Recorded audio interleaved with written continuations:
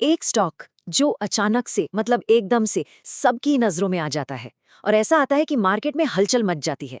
आज हम एक ऐसी ही कंपनी की कहानी को थोड़ा करीब से देखने वाले हैं। 14 गुना। जी हाँ, कोई टाइपिंग मिस्टेक नहीं है। 14 गुना। सिर्फ 3 साल के अंदर इस स्टॉक ने इन्वेस्टर्स के पैसे को 14x कर दिया है। देखिए, शेयर मार्केट में ऐसा रिटर्न मिलना मतलब ये रोज रोज नहीं होता। ये तो किसी लॉटरी लगने जैसा है। तो सवाल तो दिमाग में आएगा ही है ना कि भाई आखिर ये कंपनी है कौन? कौन है जिसने जबरदस्त मतलब अविश्वसनीय तेजी दिखाई है? तो ये कंपनी है फोर्स मोटर्स। चलिए अब थोड़ा डीप डाइव करते हैं, समझते हैं कि ये कंपनी असल में करती क्या है और इसकी इस जबरदस्त सक्सेस के पीछे का सीक्रेट क्या है। अच्छा, फोर्स मोटर्स का नाम सुनते ही सबसे पहले दिमाग में क्या आता है? ज्यादातर लोगों के दिमाग में इनकी ट्रैवलर वैन की तस्वीर आती होगी। और ये बात सही भी है। ये इंडिया की नंबर 1 वैन बनाने वाली कंपनी है। मतलब मार्केट का लगभग 70 से 75% हिस्सा अकेले इनके पास है। स्कूल बस हो, एम्बुलेंस हो, इनकी गाड़ियां सच में हर जगह दिख जाती हैं। लेकिन रुकिए, ये तो कहानी का सिर्फ एक साइड है। असली सरप्राइज तो अब आने वाला है। एक मिनट के लिए सोचिए, BMW, मर्सिडीज बेंज, दुनिया की टॉप लग्जरी कार कंपनियां, इनको इंजन और एक्सल कौन सप्लाई करता होगा?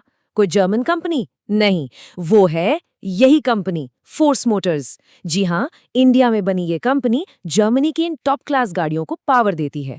तो अब देखिए, इनका जो रेवेन्यू मॉडल है वो काफ़ी इंटरेस्टिंग है।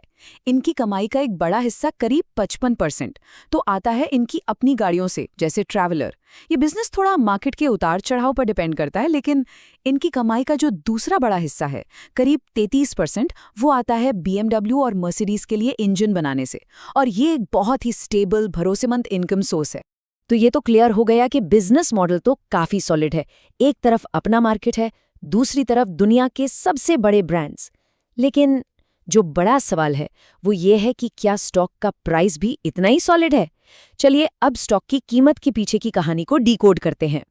ये जो नंबर है, ये कंपनी के इनक्रेडिबल टर्न अराउंड की कहानी कहते हैं। जरा सोचिए, साल 2022 में कंपनी 91 करोड़ के लॉस में थी और उस पर 1000 करोड़ से भी ज्यादा का कर्ज था। अब फास्ट फॉरवर्ड कीजिए सिर्फ 3 साल, 2025 तक वही कंपनी 801 करोड़ का प्रॉफिट बना रही है और कर्ज लगभग 0। सच में ये किसी बॉलीवुड फिल्म की स्क्रिप्ट से कम नहीं लगता। तो सवाल ये है कि ये हुआ कैसे? इतना बड़ा बदलाव आया कहाँ से? इसके पीछे 3 बड़े ट्रिगर्स थे। पहला, सरकार ने वैन पर GST कट किया तो गाड़ियां सस्ती हो गई। दूसरा, टूरिज्म और हेल्थ केयर सेक्टर से डिमांड बहुत मजबूत हो गई। और तीसरा, और ये बहुत बड़ा पॉइंट है, इन्हें डिफेंस और स्टेट गवर्नमेंट से बड़े बड़े ऑर्डर्स मिले। इन सब ने मिलकर सेल्स को रॉकेट बना दिया। अब तक तो सब कुछ एकदम परफेक्ट लग रहा है ना? ग्रोथ, प्रॉफिट, कर्ज कम, सब बढ़िया। लेकिन यही कहानी में एक ट्विस्ट आता है। देखिए, कंपनी की ग्रोथ तो जबरदस्त है, लेकिन उसकी वैल्यूएशन यानी कि उसकी कीमत वो उससे भी आगे निकल चुकी है। आज फोर्स मोटर्स अपने जैसी दूसरी कंपनियों के मुकाबले लगभग डबल वैल्यूएशन पर ट्रेड कर रहा है। इसका सीधा सा मतलब ये है कि मार्केट ने मान लिया है कि ये कंपनी भविष्य में कोई गलती करेगी ही नहीं। ये लाइन इस सिचुएशन को एकदम सटीक तरीके से बताती है। इन्वेस्टर्स आज जो कीमत दे रहे हैं वो परफेक्शन के लिए दे रहे हैं। मतलब स्टॉक के प्राइस में भविष्य की सारी अच्छी खबरें, सारी ग्रोथ, सब कुछ पहले से ही फैक्टर इन हो चुका है। अब यहां से अगर जरा सी भी चूक हुई या ग्रोथ थोड़ी सी भी स्लो हुई तो स्टॉक को बड़ा झटका लग सकता है। तो अब हम एक बहुत ही दिलचस्प मोड़ पर हैं। सवाल ये है कि यहाँ से आगे क्या होगा? क्या स्टॉक यहाँ से और ऊपर जाएगा या ये एक महंगा ट्रैप साबित होगा? चलिए फटाफट से बुल और बेयर मतलब दोनों साइड के आर्ग्यूमेंट्स को समझ लेते हैं।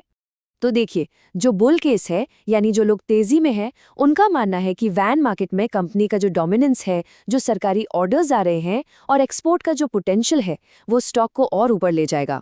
दूसरी तरफ जो बेयर केस है, मतलब जो लोग थोड़ा सतर्क हैं, उनका कहना है कि पहली बात, ऑटो सेक्टर साइक्लिकल होता है, मतलब इसमें उतार चढ़ाव आते हैं।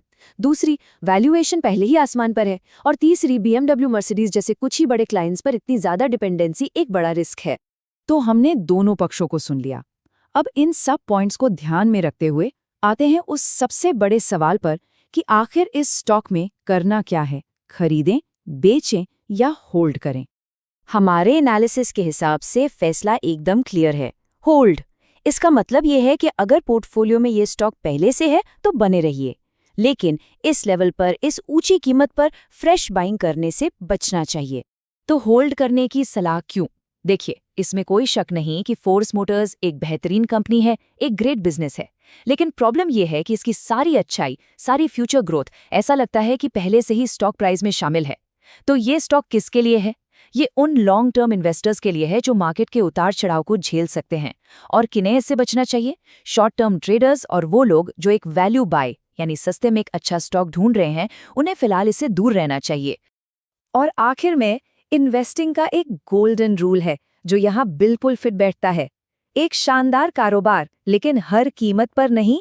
फोर्स मोटर्स नो डाउट एक बेहतरीन कंपनी है, लेकिन सफलता का असली मंत्र सिर्फ अच्छी कंपनी ढूंढना नहीं, बल्कि उसे सही कीमत पर खरीदना भी है।